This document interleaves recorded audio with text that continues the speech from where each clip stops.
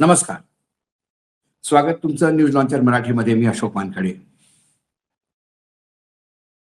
टीएमसीची स्थिती, ममता बॅनर्जीची तृणमूल काँग्रेसची काय शिवसेना होत आहे का? कारण धर्मेंद्र यादवच्या घरी मंत्री आहेत ते केंद्रामध्ये.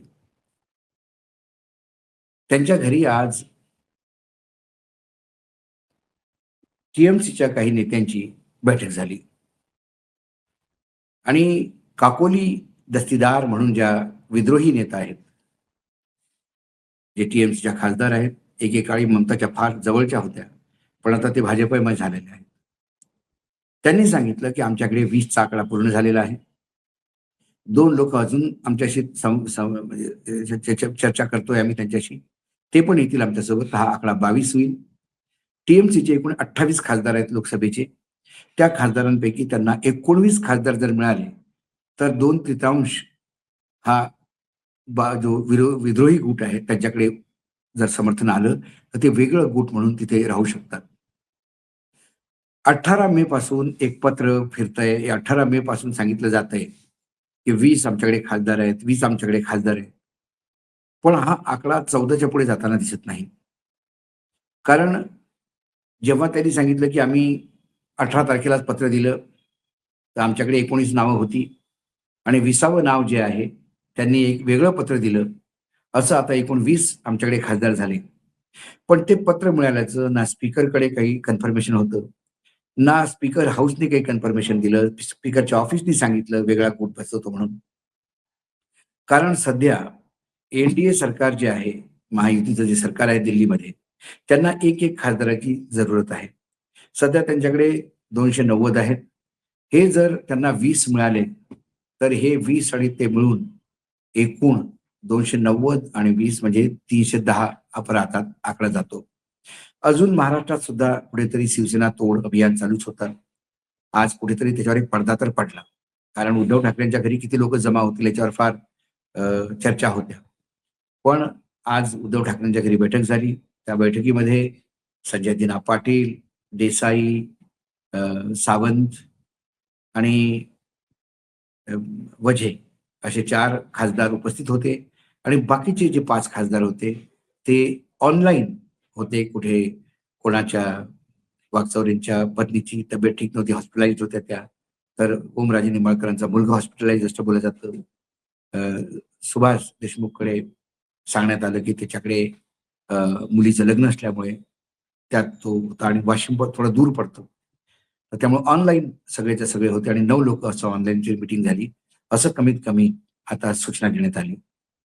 तर त्यांना आता एक खासदार पाहिजे. कारण कुठल्याही हालतीत 2029च्या अगोदर त्यांना तो महिला आरक्षण बिलाच्या नावाखाली किंवा त्याच्या मुखवट्याखाली हे परिसीमन त्यांचं पुनर्रचना जी आहे लोकसभेची ते करायची आहेत आणि 2011च्या जनसंख्येनेच करायचे आहेत.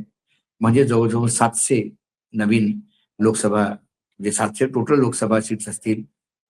हा एक मुख्य उद्देश आहे बीजेपीचा. त्यामुळे कुठल्याही हालतीत लोक एकत्र करणं हे आहे. पण आता सर्वात मोठा जो पेच फसला तो असा की आता ही जी बातमी आहे ती यादवकडे 14 लोक आली. पण काकोली म्हणते की आम्ही 20 लोकांची लिस्ट सोमवारी देणार आहे. जर सोमवारपर्यंत 20 लोकांची लिस्ट देण्यात आली, तर मग तो वेगळा गुट होऊ शकतो. जसे खासदारांचा वेगळा गुट झाला, आमदारांचा पहिलेच झाला. 80 आमदार होते, त्यातले 58 आमदार एका व्हॅनमध्ये बसून विधानसभेमध्ये गेले. त्यांनी स्पीकरला चिठ्ठी दिली. स्पीकरने लगेच त्यांना सेपरेट गुट म्हणून मान्यता दिली आणि लगेच त्यानंतर त्याच्यातला एक लीडर ऑफ ऑपोजिशन झाला, त्यालाही मान्यता दिली, त्याला रूमही अलॉट केला. त्यानंतर ममता हायकोर्टमध्ये गेली, कलकत्ता हायकोर्टमध्ये. लेकिन त्या कलकत्ता हायकोर्टनी काहीही ममताला मदत केली नाही. मग अशा वेळेला पुन्हा जर लोकसभा आणि विधानसभेमध्ये जर ममताच्या हातातनं सत्ता गेली, म्हणजे पार्टीचे जास्तीत जास्त खासदार जर अलग झाले, तर मग पुढचा क्लेम त्यांचा पार्टीसाठी असेल. कारण जे लोक विधानसभेमध्ये सेपरेट गेलेली आहेत, त्यांनी बाकायदा हे सांगितलं की आम्ही तृणमूल काँग्रेस आहोत. आमची अध्यक्षा जी आहे ती ममता बॅनर्जी आहे, परंतु त्या मार्गदर्शक स्वरूपात असतील आणि अभिषेक बॅनर्जी मध्ये साठी आमच्या पार्टीत जागा नाही आणि आम्हीच ओरिजिनल टीएमसी आहोत.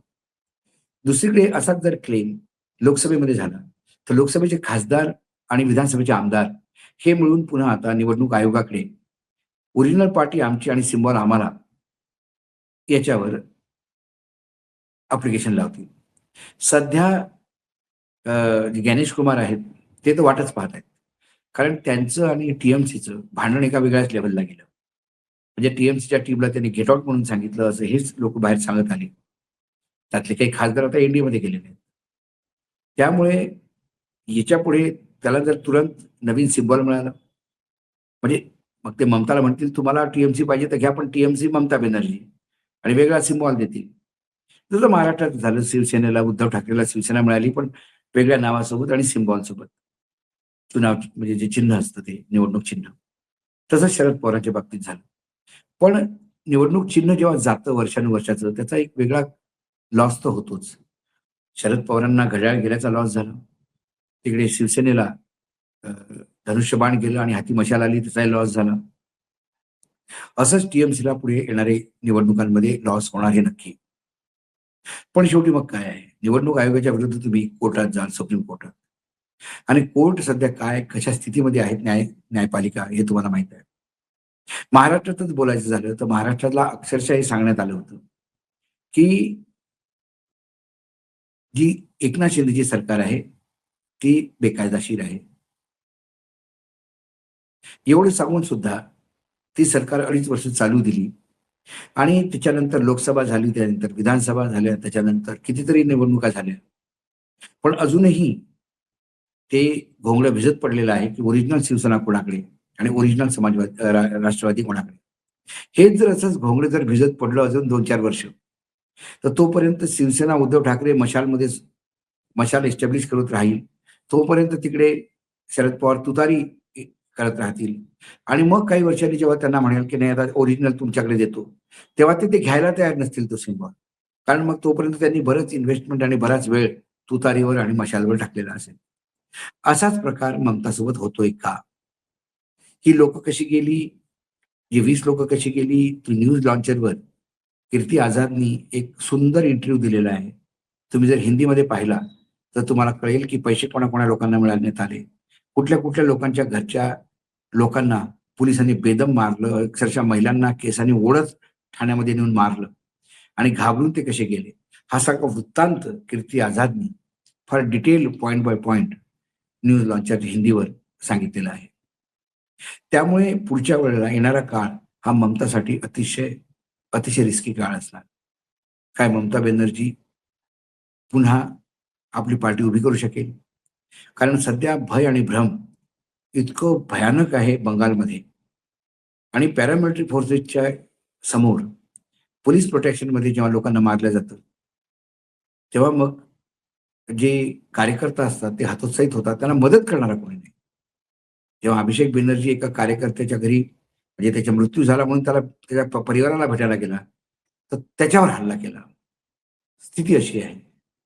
लोकांचं डोकं म्हणजे केस काढण्यात आले, टकलं करण्यात आलं, गळ्यात चपलाच्या माळ घालून घेतलं आणि हे सगळं याच्यासाठी आहे कारण पॅरामिलिटरी फोर्स आणि पोलीस फोर्स एकत्र अ, या गुंडांसोबत फिरतंय. ममताला समर्थन नाही असं नाही. आजही ममता सर्वात मोठा ब्रँड आहे बंगालमध्ये.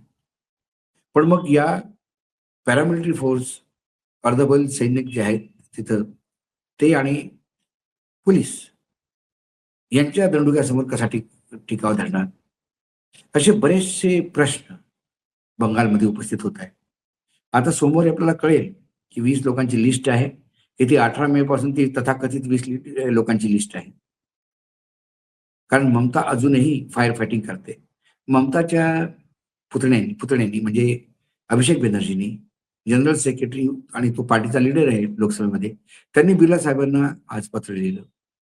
त्या पत्रात त्यांनी सांगितलं, की आम्ही ओरिजिनल तृणमूल काँग्रेस आहोत. आम्ही कोणालाही नवीन गुट बनवण्याचा परमिशन दिलेली नाहीये.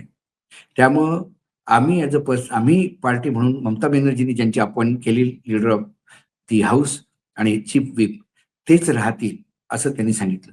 पण या पत्राचा काय उपयोग? कारण या पत्रानंतर जर त्यांचं पत्र गेलं, की आम्ही 19 लोकं किंवा 20 लोकं सेपरेट बसतो, त्याला मग लगेच स्पीकर साहेब मान्यता देतील. सध्या बिर्ला कसे काम करतायत आणि कशा परंपरा टिकवल्या जातात लोकसभेमध्ये, हे काही तुम्हाला नवीन सांगायला नको. त्यामुळं हा सगळा जो प्रपंच आहे, यांनी एक मात्र नक्की, की टी-एम-सीची स्थिती पण उद्धव ठाकरेंची शिवसेना किंवा शरद पवारच्या राष्ट्रवादी काँग्रेससारखी होते आहे. अशा वेळेला टी-एम-सी काही बाउन्स करू शकेल किंवा आता ममता पूर्णपणे राजनीतीतून आपण निवृत्त समजायचं, हे आता हळू समजायला लागेल. पण एकूण भारतीय राजकारण जेवढं गढूळ झालं, आता किळसवाणी व्हायला लागलेलं आहे. आज न्यूज लॉन्चर मराठीमध्ये एवढंच. पुन्हा येतो काही विषयासोबत. तोपर्यंत नमस्कार. पाहत रहा न्यूज लॉन्चर मराठी.